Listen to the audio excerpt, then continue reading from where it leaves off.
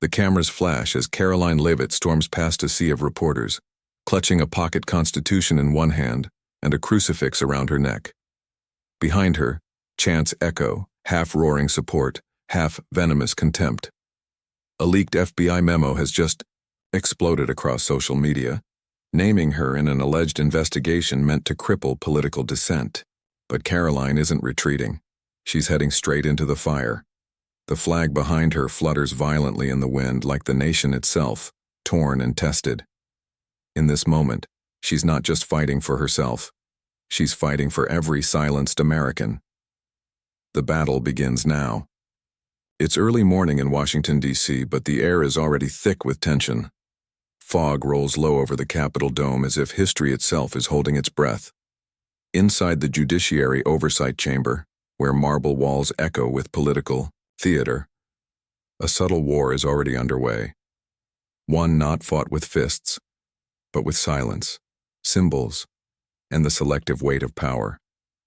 It is just past dawn when Karoline Leavit arrives at the grand marble steps of the Kennedy Building. The early light catching the veins in the stone like golden threads, a thin mist clings to the columns, lending the place an almost sacred hush. She pauses at the threshold, fingertips brushing the worn edges of her pocket constitution, feeling the weight of history pressing gently against her palm. The world beyond these doors will demand everything she carries: faith, courage, and the legacy of those who came before her. Inside, the Oversight Committee chamber is already stirring. The high-backed leather chairs, polished to a mirror sheen, sit arrayed around an oaken horseshoe table. Each seat faces the central podium, as though daring any witness to stand alone against a sea of authority.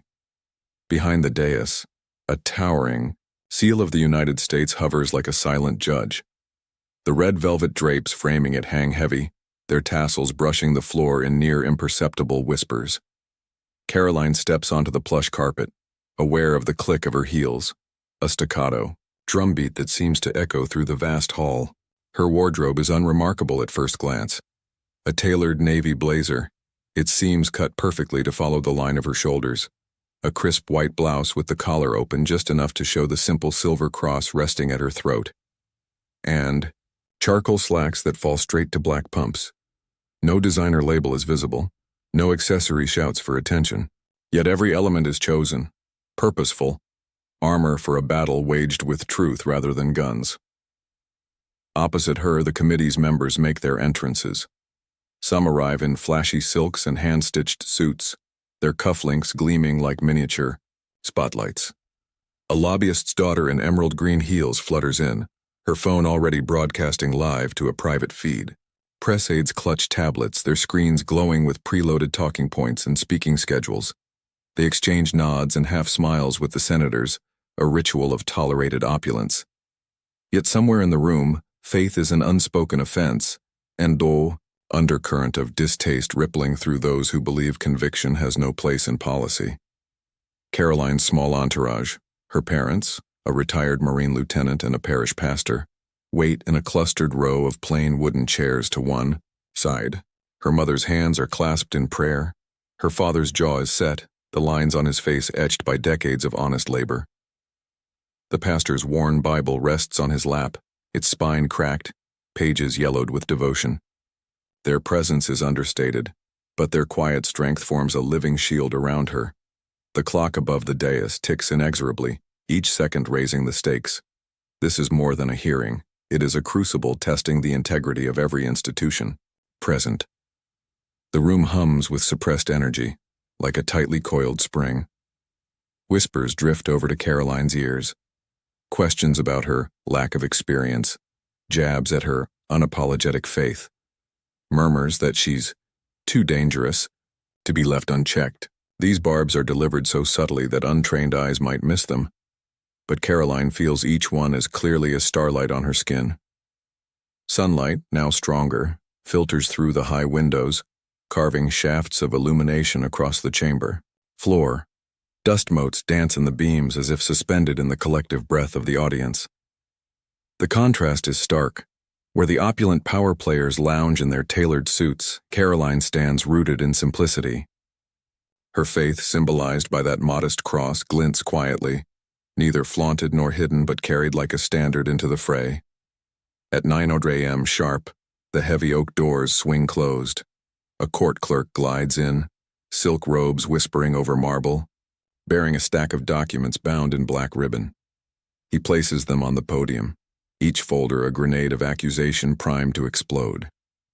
The senators take their seats, their gazes curt, expressions polished into masks of impartiality. Yet beneath the veneer something stirs, a prearranged narrative itching to be unleashed. Karoline steps forward, inhaling the hush that follows. Her heart beats not with fear, but with anticipation. She knows what is riding on these moments. Her own reputation, yes, but also the principle that no individual, regardless of station, should face the machinery of government stripped of due process. Beyond that, she carries the unspoken hopes of everyday citizens whose voices have been muffled by bureaucratic edict and partisan spectacle. A hush falls so complete it seems to hush the very breathing of the room.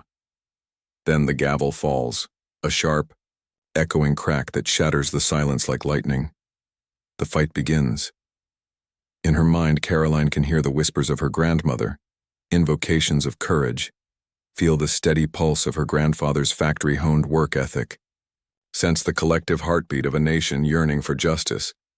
Each element in the chamber, the glossy mahogany bench, the flicker of TV lights, the discreet crossbow of a reporter's camera, forms a mosaic of opposition and opportunity. The flashy tolerated, the faithful scorned. Yet Karoline knows that beneath the glittering surface of power lies a fragility. Truth, once wielded, can crack the hardest stone. And so she stands, poised and ready, on the threshold between personal, trial and public reckoning.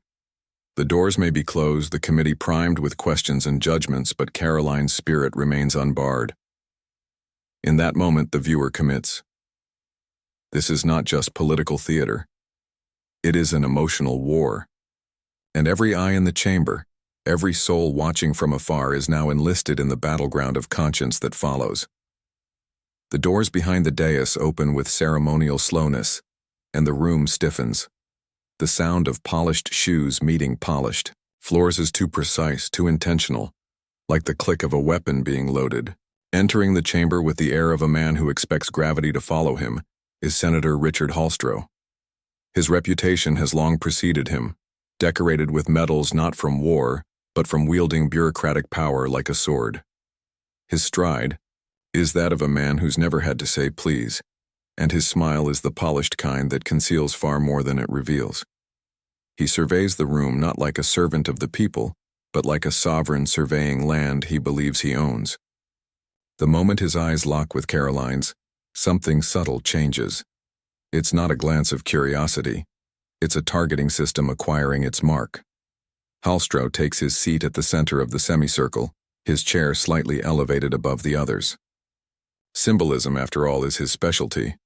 The microphone in front of him remains muted, but his presence alone silences the whispers in the room. He folds his hands and waits. The clerks begin the formal introductions. They list Karoline's name, her age, her previous roles, her affiliations, even her published op-eds, each read with a neutral tone that somehow strips every achievement of dignity. The titles are laid out like evidence, as if her record is something to be indicted rather than honored. And then, Hallstrow speaks. Ms. Leavit, thank you for joining us. You've been quite active for someone with such limited experience. A few light chuckles escape from the corners of the room. But it's not the words themselves, it's the way he draws them out. Limited experience, like they're dripping with condescension. The message is clear. You don't belong here.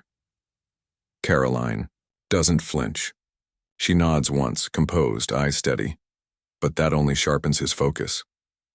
Before we begin, I want to establish your motivations, he continues.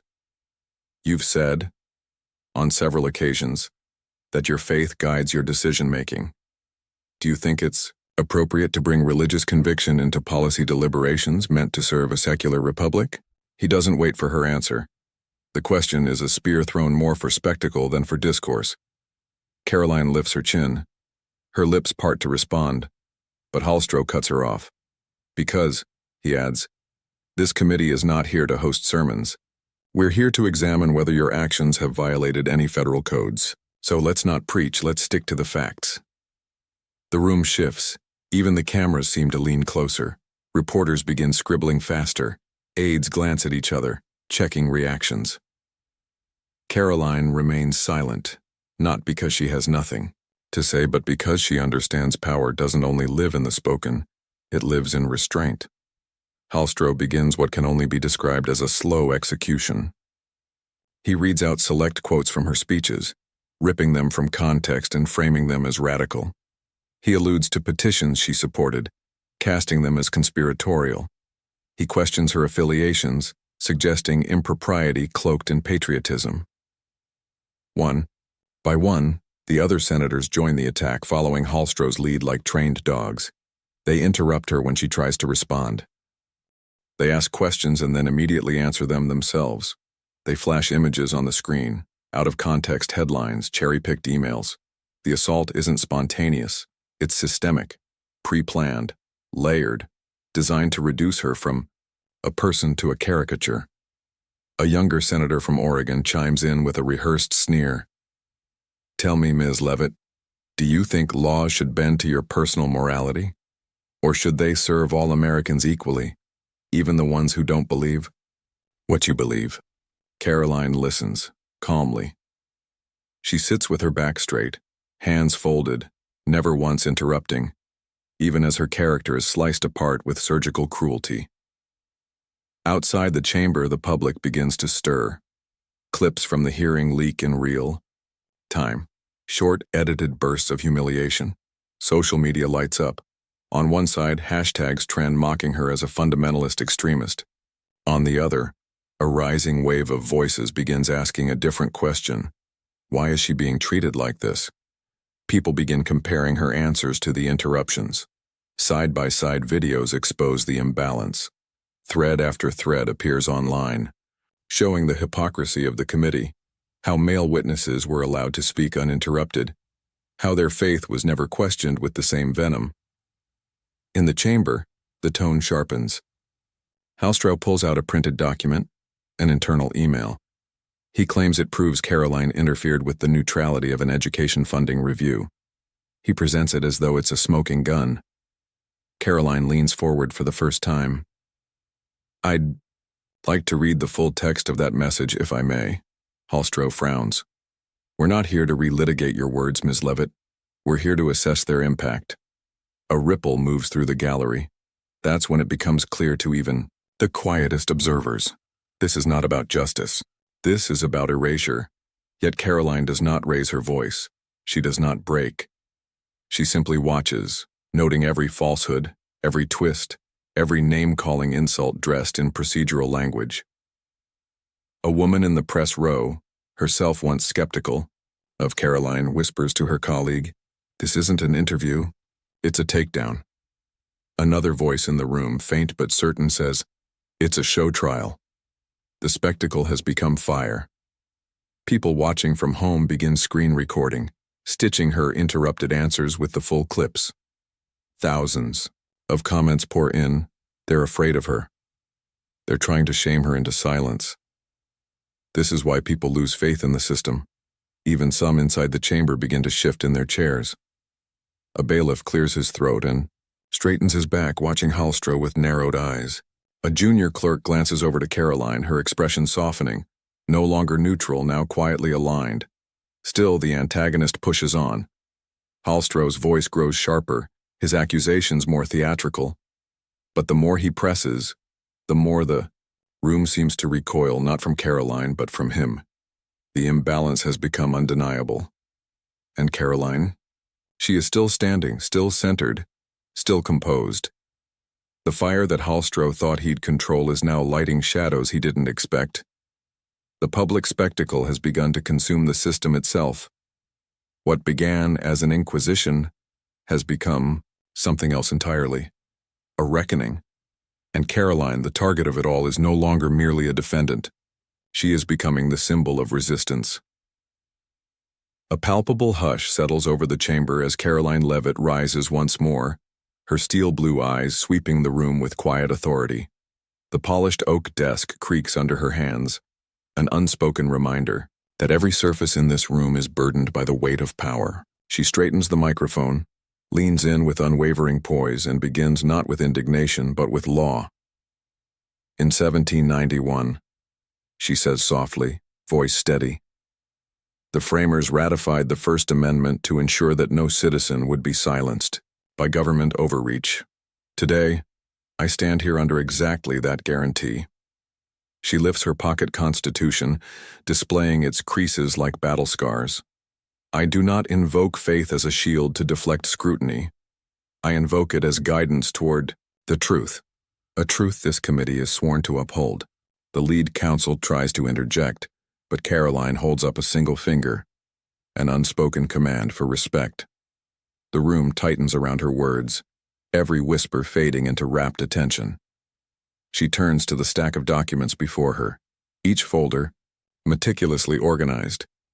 These records, she continues, are not cherry-picked fragments. They are the complete unredacted files produced under Federal Rule of Civil Procedure 34, which mandates the disclosure of all relevant documents unless they truly jeopardize national security. She taps the top file. No classified material appears here. No evidence suggests intent to mislead, and yet, for the sake of spectacle, redactions were imposed. That is not justice. It is manipulation. Her reference to procedural rules lands like a gavel strike. A clerk's pen hesitates. Mid-script. The senators exchange quick glances. Even the chairman's jaw clenches. Karoline is no longer under the control of their narrative. She has seized the terms of engagement. She lets the silence stretch, then speaks again. Precedent in Vaughn v. Rosen, 1974, instructs that redaction must be justified by clear, demonstrable harm. Blanket secrecy for convenience's sake violates that standard. This committee's refusal to abide by precedent undermines its own credibility. Her voice remains calm, but every word carries the force of conviction. She pauses and looks directly at Senator Hallstroh, whose earlier smirk has vanished. Senator, when you dismissed my faith as irrelevant, you overlooked an essential truth. Conviction is not a liability. It is the backbone of principled action. Thomas Jefferson once wrote that honesty is the first chapter in the book of wisdom. Today, honesty demands transparency. A ripple of agreement sweeps the dais. One of the junior aides nods so subtly the cameras almost miss it. The lead counsel opens her mouth to object, but Karoline anticipates the move. She raises a second hand, not in anger, but in measured restraint, and continues, "Let us be clear. This is not an exercise of vengeance or political theater. It is a fundamental test of our constitutional design. When investigative bodies abandon due process, they surrender the very foundation on which our republic stands." She turns her gaze to the audience gallery, where her mother's lips press together in silent pride. She allows herself a breath, drawing strength from that moment. Then, eyes back on the committee, she lays down her final card. I offer not just my innocence, but a path forward. I propose a bipartisan review panel, independent, empowered, and bound by strict timelines, to evaluate these documents with the rigor our Constitution requires. Let this be our legacy, not the spectacle of accusation, but the triumph of process. The proposition lands like a lifeline.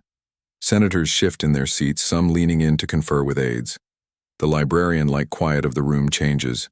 Murmurs of independent panel, bipartisan, timeliness, buzz like bees awakened. The power dynamic once tilted so heavily against her now teeters. Senator Hallstroh clears his throat. When he speaks, his voice lacks its earlier venom. Ms. Leavit's proposal warrants serious consideration. A murmur of assent follows. The chairman's gavel comes down, but this time its crack is resolute, signaling not an end to proceedings, but the beginning of reform. Karoline's back straightens, not out of triumph, but with the humility of someone who demanded accountability and achieved it. The audience shifts from sympathetic spectators to proud compatriots.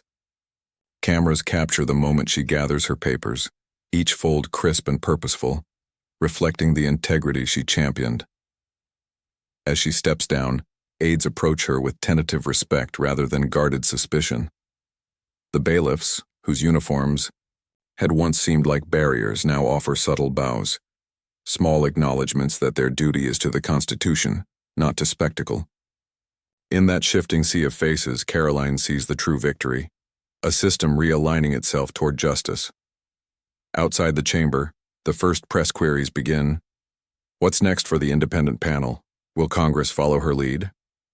Across social media, voices that once doubted her now hail her as exemplar. And in that wave of recognition, Karoline understands this stage was never about her alone. It was about the restoration of principle in public life. Moments later, in a quiet corridor bathed in afternoon light, she pauses to catch her breath. She closes her eyes, lays a hand over her heart, and offers a silent prayer of gratitude for faith that guided her, for courage that sustained her, and for a legacy that, if preserved, will define this moment in history not as a hearing, but as a turning point in America's story. She steps into the fading light of the corridor, her silhouette framed by the Capitol's arches, each stone etched with the nation's trials and triumphs. As the doors close behind her, those echoing footsteps become a drumbeat of renewal, urging every citizen to heed the call of conscience. In hushed whispers and fervent debates alike, her words will reverberate through committee rooms and town halls across the country. The independent panel she championed takes shape as a living monument to the rule of law, proof that one steadfast voice can recalibrate an entire system. And long after the cameras have left, Karoline's example will stand as a beacon, reminding us that true power belongs to those who wield it with integrity. The moment Karoline Leavit finishes her closing remarks, the chamber's atmosphere shifts palpably. The gavel pounds once more, but its authority feels brittle, as though every strike chips away at the very foundation of power that summoned this hearing. Senator Mallory Grant, who only minutes ago held the room in her iron grip, now sits rigidly at the dais, her carefully constructed facade cracking. Grant rises, attempting what she intends as a final blow, a pointed question meant to trap Karoline in contradiction. Ms. Leavit, how do you justify your calls for transparency while withholding information from the American people? She hisses. Yet as she speaks, her words falter. The cameras, once fixed on Karoline's every move, swivel back to her. Two of her staff exchange uneasy glances. An aide lowers his tablet, shielding her from internal messages that expose their own attempts to redact inconvenient facts. The question dies on her lips, replaced by a stammered, Across the room, a junior clerk rises from his seat, voice barely above a whisper. Sir, these redactions contradict what was promised. In writing, all eyes pivot to him. His simple statement, rooted in procedural integrity, resonates like a bell in a cathedral, pure, undeniable. Grant's lips tighten. Her plan is disintegrating. Chairman Evans lifts his gavel as if to restore order, but even he hesitates mid-motion, awareness flickering in his eyes as he glances at the leaked transcripts laid before him. Desperation flickers in Grant's gaze. She tears her prepared notes into strips, flicking them onto the polished mahogany table. Pages flutter to the floor like wounded birds. Senators, she says, voice trembling with unbidden emotion. This was never personal. I only sought to protect national interests. Her plea rings hollow, the room absorbing it in stunned silence. Journalists scribble furiously, unsure whether to record her defense or the spectacle of her unraveling. Karoline remains seated, arms folded, eyes steady. After a moment's pause, she stands once more, not to gloat, but to close the chapter with grace. Good intentions cannot justify trampling on due process, she says, gaze sweeping the chamber. Our Constitution demands that every citizen, whether in power or out of it, be afforded the same rights and respect for the rule of law. The bailiffs exchange nods. The stenographer resumes typing with renewed vigor. Even Chairman Evans leans forward, his stern expression softening into reluctant respect. Beyond the chamber doors, live feeds capture every reaction. Grant's faltering. Defense, the chairman's uneasy glance, Karoline's dignified composure. The hashtag, #Justice for Leavit rockets to the top of trends as commentary floods social media. Watching democracy in action. She reclaimed our rights. Senator humbled by the rule of law. In the gallery, supporters rise to their feet, applauding softly but insistently. Karoline offers a small, grateful nod. In that exchange, viewers see not just a woman triumphant, but a movement vindicated. Grant gathers her belongings in a daze. Papers, pens, the remnants of her strategy. Her staff hover protectively, but her eyes reveal isolation. The power she wielded so confidently has evaporated. She makes one final, nearly inaudible concession. "I concede." Those words reverberate through the chamber like a tolling bell, marking the end of her authority. Karoline steps forward, every eye following her path. She walks past the abandoned gavel, a relic of authority rendered useless, and turns to the committee with measured kindness. "Power without principle is powerless," she reminds them. With that, she exits into the corridor, sunlight flooding her silhouette. The silver cross at her throat catches the light one last time, a beacon of conviction. Behind her, the gavel, lies silent, symbolic of an old guard undone and the enduring triumph of truth. Within minutes of Karoline's exit, clips of her composed rebuke flood X, TikTok, Instagram Reels, and YouTube Shorts. A 10-second highlight, her calm declaration that power without principle is powerless, is remixed into motivational soundtracks, overlaid on sweeping shots of the Capitol at dawn. Justice for Leavit surges past 10 million tweets, trending, not just nationally but globally. Londoners wake to algorithmed alerts and Paris cafes buzz as baristas nod along to her words on their screens. Even in remote villages, a single forwarded clip ignites conversations about due process and civic duty. Political commentators scramble to recalibrate their narratives. On cable news, anchors rerun the footage in endless loops. Analysts pivot, from speculating about Karoline's fate to dissecting her strategy, praising her legal citations, her unshakable calm. Panels of experts argue over the committee's credibility, calling for resignations and reforms.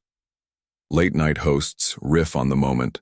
A comic draws a caricature of Senator Grant shrinking under Karoline's gaze, while another crafts a parody, song that climbs the Spotify Viral 50 within hours.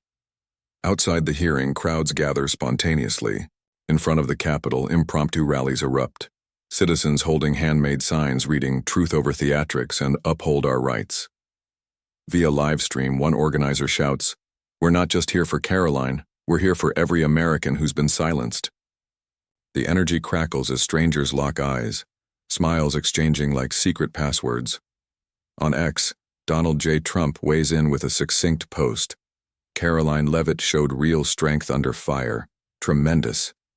The swamp tried to drown her, but she swam back stronger. Our Constitution wins today." His tweet garners hundreds of thousands of likes and retweets within minutes, reigniting debates about party loyalty and institutional checks. Supporters of both parties amplify the release, sparking secondary hashtags, "Swamp Drained" and "Rule of Law." Journalists across news outlets publish op-eds. One in the Washington Post calls Karoline's handling a masterclass in constitutional theater, while the Wall Street Journal editorial board lauds her constitutional fidelity and urges a full review of oversight protocols. International outlets pick up the story. BBC runs a feature on America's newest civic icon, and Al Jazeera dedicates a segment to the global reverberations of her stand. Memes proliferate. Karoline's silhouette against the Capitol dome is repurposed into posters. She's reimagined as Lady Justice, blindfolded yet unwavering. Digital artists add neon glow to her pocket constitution. Others Photoshop her crucifix into a sword of light. Fan-made compilations tally her legal citations, setting them rhythmically to triumphant orchestral scores. Meanwhile, grassroots groups, organize Freedom Watch screenings, public viewings of the hearing footage projected onto building walls. Volunteers hand out pocket constitutions and glow-in-the-dark crosses, turning each event into a living tableau of civic engagement. Universities announce panel discussions and guest lectures, inspired by Leavit's defense of due process, inviting students to debate the ethics of oversight and the role of faith in public life. In corporate boardrooms, HR departments circulate internal memos. Watch Karoline Leavit's testimony. Note her mastery of calm under pressure and adherence to principle. Leadership workshops integrate clips into training modules on crisis management. Even tech firms use the moment as a case study in algorithmic amplification, asking engineers how their platforms fueled the rapid global spread of the hearings. Most pivotal seconds. By day 3, a dedicated subreddit boasts over 100,000 members dissecting every frame. Was that a nod from the bailiff? Did the chairman's trembling hand betray his conscience? Users annotate the transcript, turning it into a living document of jurisprudential drama. A volunteer team launches a website, justiceforleavit.org, archiving all primary sources, fact checks, and user-submitted testimonials about what justice means to them. Policymakers can't ignore the groundswell. Senators schedule an emergency session to discuss reforming the committee's redaction process. In the House, a bipartisan resolution is introduced praising Karoline's unwavering commitment to the constitutional principles that bind us all. Even the Supreme Court's clerk docket shows an uptick in filings citing Vaughn versus Rosen, proof that her legal grounding is reshaping contemporary discourse. As the week closes, the narrative has transcended politics. Talk show hosts trade stories of ordinary Americans inspired to register to vote, start civic action groups, or simply dust off their own pocket constitutions. Social media timelines are filled with photos of people holding up their copies in solidarity. A musician releases a charity single, Power Without Principle, with proceeds funding civic education programs. Karoline Leavit, once a single figure in a tense hearing room, has become a cultural touchstone. Her moment feels less like an isolated incident and more like a rallying cry, a shared memory forged in real time, uniting people across divides. As the digital dust settles, one truth emerges. Justice, once ignited, doesn't fizzle in corporate studios or media pipelines. It bursts into the streets, into living rooms, into hearts, and becomes the story we all carry forward. The corridor beyond the chamber doors falls into hushed stillness as Karoline Leavit advances, each step measured and unhurried. Sunlight pours through tall windows, painting her silhouette in gold and casting long shadows that stretch behind her like a trail of truth. The murmurs of the crowd fade into a single, reverent silence, the kind that precedes legend. With the pocket constitution pressed gently to her heart and the silver cross at her throat glinting like a silent pledge, she reaches the threshold where history and hope converge. Behind her, the marble walls hold the echoes of conflict, now softened by the promise of change. Ahead, the wide hall opens into a brighter world, one where principles triumph over politics, where faith stands, not in spite of doubt but because of it. A single dove, a white symbol of peace, wheels across the sunlit atrium, its wings catching the light as if carried on the same breeze that swept through the chamber. For a moment, time itself seems to pause, honoring the passage of someone who dared to turn the machinery of power into a mirror reflecting justice. As she steps into the light, Karoline's figure becomes more than flesh and bone. She becomes a banner unfurled, a living testament to the idea that one voice, armed with conviction and guided by law, can recalibrate the scales of liberty. Around her wrist, the bracelet her grandmother gave her, a simple strand of leather, and beads, catches the light, reminding her that legacy is woven from small acts of courage as much as grand displays of strength. The world beyond the doors stirs. Cameras lift, cell phones record, and a wave of murmured awe ripples through the gathered witnesses. They feel it in their bones. This is the closing of one chapter and the opening of countless others. In living rooms hours away, viewers pause their scrolling, transfixed by the final image, a woman stepping boldly into dawn, unshielded, yet unafraid. In that crystalline moment, her symbol, faith, flag, and unyielding truth coalesces into something eternal. It stamps itself onto the mind like ink on parchment, indelible and potent. The echo of her stand resonates in silent vows whispered by ordinary citizens pledging to hold their own voices high. As the light crescendos, Karoline pauses, lifts her gaze heavenward, and offers a soft, unspoken benediction to every soul who dared to believe alongside her. Then she turns, walking forward into possibility, leaving behind not just the site of her trial, but the blueprint for a renewed union of law and conscience. And the final line, carried on the breeze like a prayer and a promise, remains. When truth leads, even the strongest walls must open.